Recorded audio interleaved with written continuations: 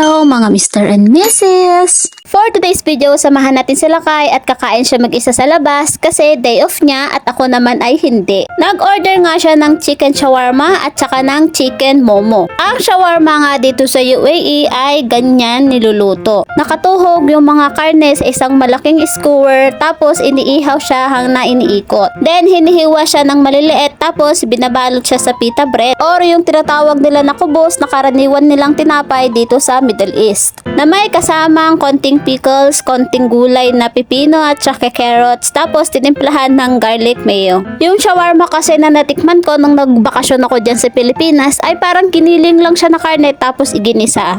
Iba talaga yung lasa ng shawarma, yung authentic na shawarma ng Middle East. Yung isang in-order naman nila Kai ay chicken momo. Para lang siyang siopaw o kaya yung dumpling kung tawagin sa atin na pinapasarap ng kanya-kanya mga spices at ng kanilang mga secret sauce. So, ganito na nga lang talaga mga Mr. and Mrs. ang setup namin nila Kai dito sa UAE. Dahil gustuhin man naming magkasama kami dahil nga sa tawag ng responsibilidad na trabaho ay kailangan nating magsakripisyo. Dahil nag-abroad tayo, kailangan may baon na pagtitiis at pagtsatsaga ang bawat OFW. Saludo ako sa inyong mga kabayan.